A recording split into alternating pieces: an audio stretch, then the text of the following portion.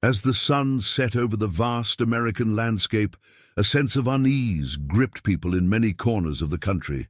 In the air, a feeling of transformation hovered, almost like an unspoken prophecy which everyone felt but few could understand. For centuries, ancient scriptures and texts, as well as interpretations by religious leaders and scholars, have addressed the figure of the Antichrist in a variety of ways. Some see him as a metaphor for the evil that permeates humanity. Others believe that he will be a real figure, an entity of evil power that will emerge in the last days, bringing chaos and destruction. In churches, temples, and even in intellectual circles, the name Antichrist evokes different reactions: fear, reverence, doubt. The myth persists in popular culture, movies, series, and of course, sacred texts, and its influence is undeniable, whether as a figure to be feared or a symbol of evil yet to come. The discussion about the identity and prophecies related to the Antichrist has never been more pertinent. Is he a figure who will physically appear at the end of time, or a symbolic representation of destructive forces that are already at work in the world? Many have tried to identify the Antichrist, looking for clues in political figures, religious leaders, or even ordinary people who could at some point reveal the characteristics that will mark his emergence. But the truth about who or what he is remains a mystery. Is the Antichrist a supernatural being, a manifestation of all that is evil, or is he just a creation of human minds, designed to explain evil in its purest and most destructive form? As we progress through this video, we will seek to explore the different interpretations of the prophecies related to the Antichrist. We will analyze his characteristics, the biblical texts that mention his coming, the events he would have the ability to trigger, and the role he would play in the end times. For this, it is important to understand the religious, social, and historical context, which are intertwined throughout the various theories. Some of the most intriguing discussions arise from the enigmatic aspects of these prophecies, which seem to refer to events and moments not yet fully understood by humanity, but which can manifest at any moment. To truly understand the concept of the Antichrist, it is essential to explore the characters that emerge around this figure.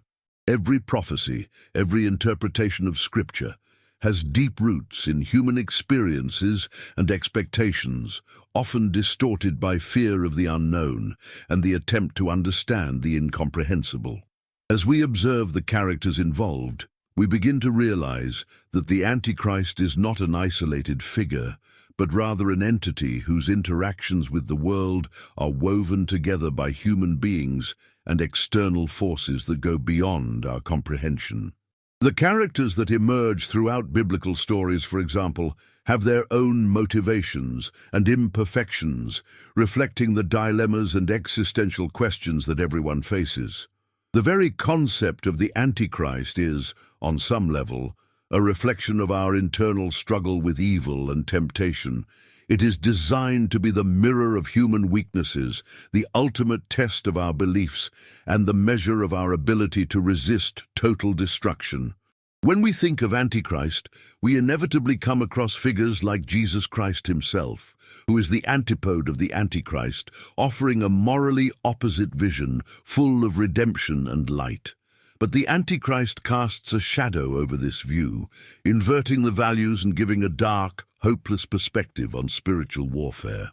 In the history of mankind, many have wondered who the true Antichrist will be. Will he be a world ruler, a charismatic politician who seduces the masses with promises of peace and prosperity? Is it a religious leader, someone who masquerades as a servant of God, but who is actually an emissary of evil? Or will it be a completely different figure, someone who seems ordinary at first glance, but whose evil nature will reveal itself only when it is too late? These questions have fueled countless speculations over the centuries, and the answers are often colored by the cultural and historical lens of those who ask them. Today, some of the most popular interpretations of the Antichrist still revolve around power figures, usually linked to politics or religion. A clear example of this is the constant comparison between world leaders and the Antichrist, especially in times of global crisis such as wars, pandemics, and natural disasters. These situations create a fertile broth for the propagation of theories that associate world leaders with this mythical figure. Some suggest that the Antichrist will be a man who will emerge during a time of great crisis, promising a solution to global problems, but who, once in power, will reveal his true character and bring destruction. But history also offers us examples of how evil can manifest itself in less obvious ways. Instead of a clearly identified figure, the Antichrist can be an idea, a movement, a philosophical current that invades people's minds and seduces them, leading them to move away from their principles and values. This could be represented by ideologies that preach the destruction of traditional morality or the denial of religious beliefs. Evil often disguises itself in attractive and seemingly innocent ideas, becoming a real and insidious threat as it grows in influence.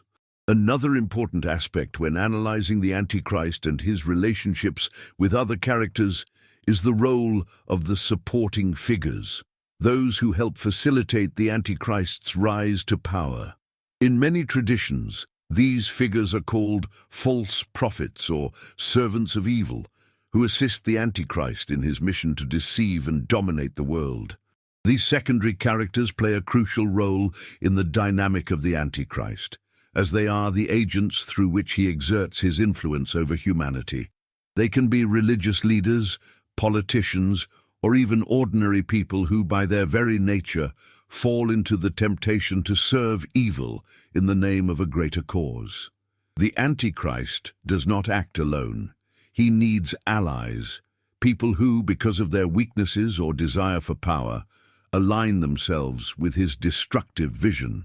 As the narrative about the Antichrist unfolds, we see that evil is often shown as a force that corrupts and manipulates those who come into contact with him. The Antichrist, as a central figure, exerts an almost irresistible attraction, offering power, wealth, and status, but at the cost of morality and humanity. Temptation is powerful, and those who succumb to it often do so with the illusion that they will be in control, only to discover too late that they have become slaves to their own lust for power. This process of seduction and corruption is one of the most intriguing characteristics of the Antichrist, as he is able to deceive both the wiser and the most naive.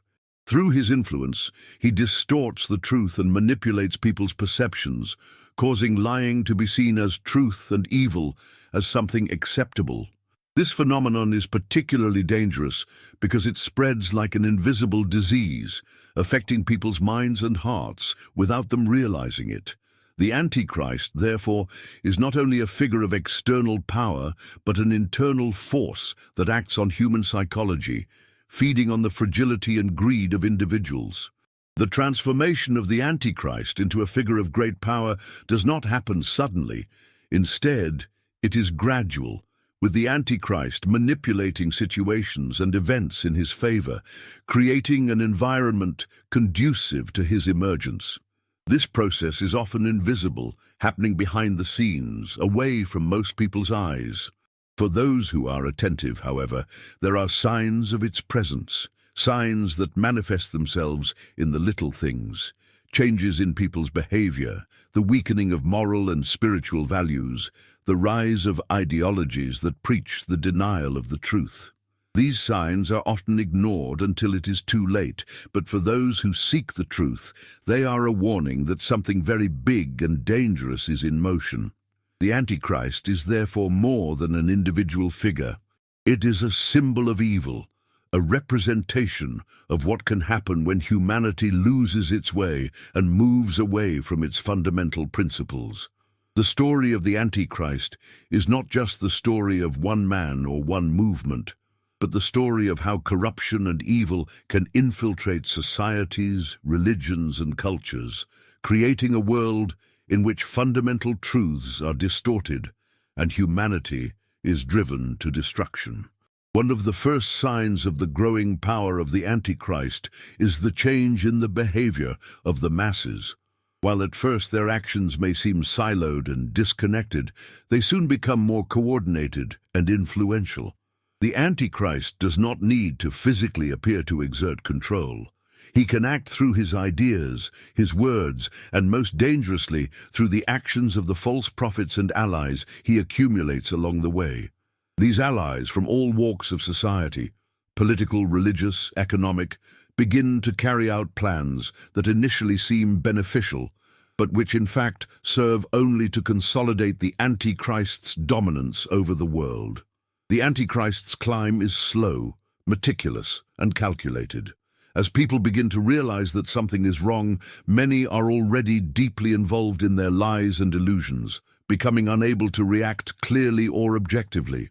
The Antichrist's lie is not only a distortion of the truth, but a complete reversal of it.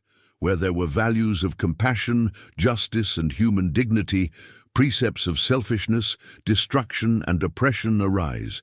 In a world where truth is distorted, people become more and more lost, unable to distinguish good from evil, right from wrong. The Antichrist, in his quest for absolute power, uses every form of manipulation possible to win allies and weaken opponents. He offers power, wealth, and status to those who join him, creating a circle of people willing to abandon their own beliefs in exchange for a false promise of security and prosperity. But this promise is, in the end, an illusion. The Antichrist is not interested in the welfare of his followers. He just wants control. It manipulates human frailty, taking advantage of greed, ambition, and the need for belonging that everyone has at some level. The cycle of challenges that the Antichrist imposes on humanity is endless. With each victory, he creates new difficulties, more complex and difficult to face. People begin to feel as if they are being pulled into an abyss from which they cannot escape. The leaders who resist, those who try to warn the people about the dangers of the Antichrist, are constantly discredited, ridiculed, or eliminated. Any attempt at resistance is seen as an attack on the progress and order that the Antichrist is establishing, and those who oppose him are accused of wanting to destroy the peace he is creating. The role of the Antichrist, therefore, is not only to destroy, but to deceive, to create a system of illusion that is so convincing that people begin to believe that he is, in fact, the savior of humanity. It presents itself as the solution to the world's problems, offering an end to war, hunger, and inequality. But as their influence grows, it becomes clear that their solutions come at a very high cost. The loss of freedom, the death of morality, and the destruction of all that is true and good. In his ascension, the Antichrist uses the promise of a new beginning as a cover for the chaos and destruction he brings with him. Resistance, therefore, becomes increasingly difficult. Those who try to fight against him are often undermined, demoralized, and weakened by his manipulation of the masses. War is no longer just a physical battle. It is a war of ideas, values, and spirit. Resistance needs to be more than just a fight against an oppressive regime. It needs to be a fight for the truth, for the preservation of what is sacred and immutable. This puts the characters who oppose the Antichrist in a difficult position, as they not only fight against an external enemy, but also against their own doubts, fears, and internal weaknesses. They need to find the strength to resist the growing power of the Antichrist, even when the whole world seems to be against them. The escalation of challenges is not limited to resistance to the figure of the Antichrist itself, but extends to a confrontation with the forces within each person. The real battle lies in how individuals respond to the evil that spreads around them. Will they give in to temptation and the promise of a better future at the expense of their beliefs and principles? Or will they stand firm and fight for what they believe is right, even if the whole world is against them? The escalation of challenges is a powerful metaphor for the internal struggle we all face when confronted with evil, and our journey is both external and internal, being marked by moments of doubt, struggle, and overcoming. It is against this backdrop of rising tension, where the challenges become more difficult and the power of the Antichrist seems uncontrollable, that the true characters of resistance begin to stand out. They are the heroes of history, those who, in the face of absolute evil, do not surrender. But their struggle is not only against an external enemy, but against everything that threatens to destroy the truth and goodness in their hearts. As the story of the Antichrist and his challenges intensify, we come to the crux of the narrative, the moments that define the destinies, the turning points where the choices made by the characters will have irreversible consequences. These moments are the ones that test each individual's true nature and reveal the depths of their beliefs, fears, and desires. They are, without a doubt, the most tense and decisive points of the story, where the actions of the characters reveal their true essence. These moments are not only moments of external conflict, but also of internal dilemmas. As well as those around him, he begins to face moral and spiritual issues that challenge his deepest convictions. The Antichrist, in his quest for domination, knows how to exploit these weaknesses. He understands that true strength is not just in physical power or political control, but in the minds and hearts of people. Therefore, their tactic is not only one of direct confrontation, but also of psychological and emotional manipulation. He uses doubt, uncertainty, and fear to destabilize those who oppose him. These pivotal moments are often the quietest, with no major battles or visible confrontations. They occur in intimate spaces, in private conversations, in moments of reflection, in daily choices that, seemingly small, have a profound impact on the course of events. For example, a leader who decides to submit to the authority of the Antichrist, not out of conviction but out of fear of what he might do, unknowingly becomes a key player in the game of evil. A person who, in a moment of weakness, chooses to ignore his faith in exchange for a promise of power or security, takes an important step toward destruction. The Antichrist knows how to put pressure on each individual's weaknesses, making their choices seem inevitable. These moments of choice are amplified by dialogues and interactions that bring out the deepest emotions. This is where the relationships between the characters become crucial. Those who resist the Antichrist, who still have some resistance to his influence, begin to support each other. Confronting evil is no longer a solitary endeavor, but a collective battle where every word and deed can have the power to save or destroy. The union of those who still believe in good, truth, and justice becomes an essential force in the fight against the Antichrist. In parallel, the Antichrist also faces his own dilemmas. As his influence grows and he gets closer to achieving full control, he also begins to face an internal struggle, something that many don't anticipate. The Antichrist's arrogance and ego make him believe that he is infallible, but the truth is that deep down, he is also afraid. The fear of being challenged, the fear of losing control, the fear that his rise to power is not as definitive as he would like to believe. This fear, although disguised, is a weakness that makes him vulnerable. He can control the masses, but he cannot control himself, and that will be his greatest weakness. The pivotal moment for us comes when he is faced with a difficult decision: to sacrifice everything he knows, all his beliefs, for a chance of survival in the new world created by the Antichrist, or to resist to the end, even though he knows it could mean his death. The moral dilemma is clear. Surrendering to the power of the Antichrist can mean the preservation of life, but also the loss of the soul and essence of what is really important. Resisting it may mean fighting evil to the end, even though victory may not be guaranteed. It is during these moments that our true nature comes to the surface. He is forced to look within himself and confront his own flaws and strengths. He may not be the perfect hero, but he has something that the Antichrist does not possess: the ability to choose, to fight for something greater than himself. He may not have the power to defeat the Antichrist physically, but he has the strength to resist the temptation to give in, and ultimately to inspire others to do the same. As the tension rises, the choices become even more complex. The Antichrist begins to make irresistible offers, offering the characters an opportunity for power, status, and happiness in exchange for their loyalty. But these offers, while enticing, come at a cost that goes far beyond what anyone could imagine. The true nature of the Antichrist is not only physical destruction, but the moral and spiritual corruption of those who ally themselves with him. It destroys the soul, the essence of who we are, and this is something that not even the grandest power can replace. At crucial moments, we find strength within ourselves to resist these offers. He remembers what is truly important and, through his choice, begins to influence others around him, awakening in them the courage to resist. The impact of these choices reverberates through the narrative, creating a domino effect that can lead to mass resistance against the Antichrist.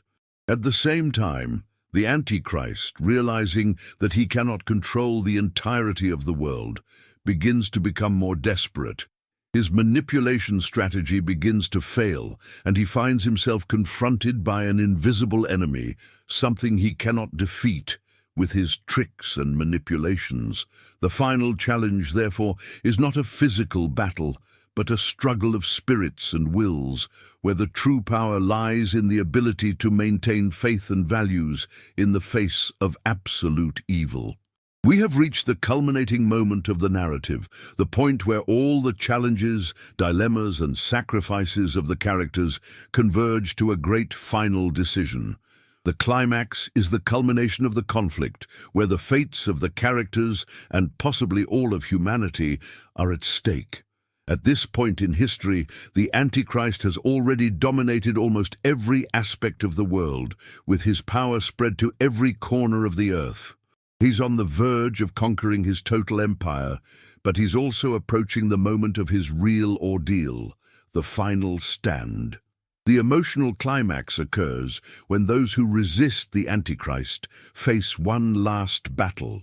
This battle will not be a simple physical war, but an internal and psychological struggle, where the survival of humanity will depend on the moral and spiritual strength of its heroes. The Antichrist, in his arrogance, believes he has won, but he underestimates the power of faith, courage, and hope. His followers, those who blindly believe in him, begin to realize the flaws and contradictions in his promise of salvation. The tension reaches its peak when it becomes apparent that even with all his power, the Antichrist cannot control the human will and unbreakable spirit of those who fight against him. The final moments of the battle are charged with brutal emotional intensity. The Antichrist, at the height of his tyranny, tries to crush any remnant of resistance, making use of his supernatural abilities, manipulating the character's deepest fears, and trying to destroy the hope that remains. But in the end, he fails. He fails because, as much as he has manipulated people's minds and hearts, he has never been able to control the true human essence, the ability to resist evil, the strength to fight for something greater than himself. The protagonist, who was previously lost in his doubts and weaknesses, now sees himself as the embodiment of resistance. He is no longer an ordinary individual, but a symbol of the struggle against oppression and tyranny. The final confrontation between us and the Antichrist is not just a battle of forces, but a battle of ideologies. The Antichrist represents all that is selfish, destructive, and cruel, while the protagonist represents the values of compassion, truth, and justice.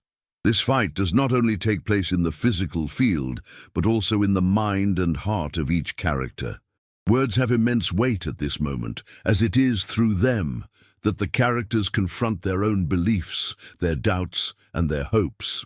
The Antichrist tries to manipulate the thoughts and actions of the protagonists, but is confronted by the inner strength of those who remain faithful to their values. The Antichrist, noticing that his influence over others begins to wane, resorts to his absolute power, attempting to crush resistance with brute force.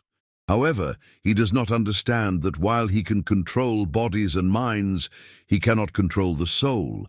When the protagonist finally finds the strength to resist the ultimate temptation, the promise of absolute power and dominion over the world, he achieves his true victory. It is not a physical victory, but a spiritual victory. He reaffirms his faith and values, and in doing so, he begins to inspire others around him to do the same. The climax is not just the struggle between good and evil, but a deep reflection on what it means to be human. The Antichrist represents moral decay, manipulation, and destruction, while the protagonist and those who accompany him represent the rebirth of hope, resistance, and love. In the end, the real battle is won not by force, but by the resilience of the human spirit. The Antichrist may have control over the physical world, but he cannot control the essence of who people really are. Inner freedom, the courage to resist evil, and faith in a better future are forces that transcend any temporal power. At the end of the confrontation, the Antichrist, defeated, does not disappear in a single blow, but is exposed as a fraud, as the lie he has always been. Its truth, once acceptable to millions, is now seen for what it really is, an illusion, a distortion of reality. The power of the Antichrist was built on the manipulation of minds and the corruption of souls, but now, in the face of resistance from true heroes, he loses his strength. However, it does not disappear completely, as evil is never fully extinguished. The Antichrist may be defeated, but the lessons of the struggle remain, and the future will depend on the vigilance and commitment of those who still believe in the truth. The surrounding environment seems more and more unreal, as if the world is slowly falling apart. The Antichrist, though defeated, left an indelible mark. The final battle was fought, but there was no celebration. What followed was not a sense of relief, but a deep emptiness. I knew that the fight would never be completely won, not in the way everyone imagined. Evil, corruption, manipulation, these things do not disappear with the fall of a single leader. They are seeds that continue to grow, to spread, and without vigilance can rise again. The momentary peace was, deep down, an illusion. I had learned in pain and struggle that resistance is not a one-time act. It doesn't end with a physical victory. True resistance happens every day, in every decision, in every choice, in the way we continue to live our lives even after everything we have faced. The world around me, though seemingly restored, was no longer the same. The scars left by all that suffering do not disappear.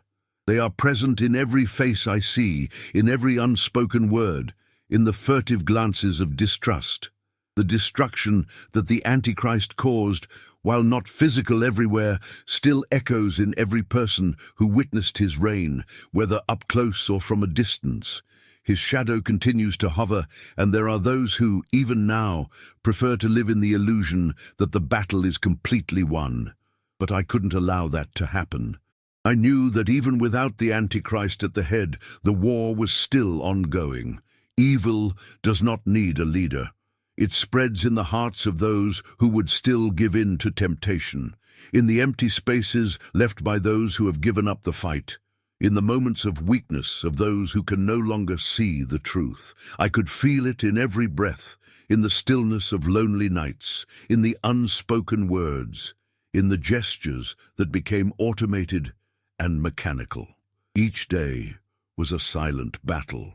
I walked the streets, watched people's eyes, and saw the lack of confidence, the tiredness. They were tired of fighting, tired of standing firm, of keeping hope alive. But reality does not allow us to rest. I knew that my fight would not end when the Antichrist fell.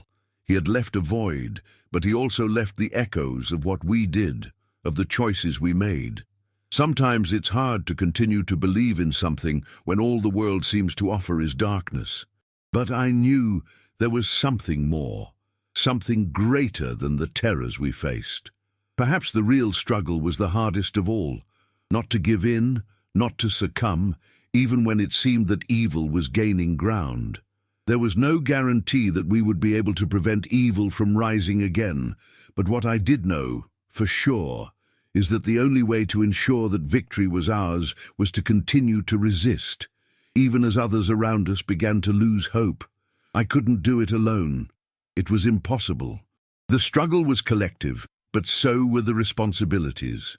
The scars in the world, however, could not be ignored. The physical destruction of the Antichrist was one thing, but the emotional and spiritual wounds were much deeper. Evil can be defeated in battles, but people's minds and hearts remain vulnerable. I needed to act in ways that would help others heal their wounds, to remember what is important, to rekindle the flame of faith and hope that the Antichrist tried to extinguish. There was something inside me that refused to accept that it was all over. The Antichrist may have fallen, but the fight for justice, for truth, for human dignity does not end. Perhaps the greatest task would be to restore what he destroyed within us. And that would require more than a simple victory. It would require a daily, continuous effort. We needed to remember what we were before his ascension. Human beings with weaknesses, with flaws, but also with immense strength when we come together for good. At that moment, I realized that my journey was not about defeating the Antichrist. He was just the catalyst for something bigger. The real battle was within us, in our beliefs, in how we reacted to adversity, in how we cared for each other. It was not enough to say that we won. It was necessary to ensure that the victory was true, that humanity, in its essence, was intact. The peace that the world longed for would only be possible when people's hearts were healed and strengthened. The Antichrist was not only defeated in a physical struggle, but in those moments of choice when we resisted the temptation to surrender to fear and hopelessness. I was not alone on this journey. There were others by my side, people who, even after all the pain, still cared, still believed. Together we would build a new world, not from power or conquest, but from collaboration, compassion, and justice. That was the real victory. The Antichrist may have destroyed many things, but he has not been able to destroy mankind. He could not destroy our capacity to love, to fight, and to do good. Now, the future seemed uncertain, but also full of possibilities. I didn't know what awaited us, but I knew that as long as we stood firm, as long as we continued to fight for what we believed in, evil would never be able to truly triumph. The struggle was no longer against a single figure, but against all forms of evil that come our way. The Antichrist, though defeated, was only the beginning of a journey that would never end. But the certainty I had now was that by choosing to resist, by choosing to fight, the victory would be ours, no matter how long it took.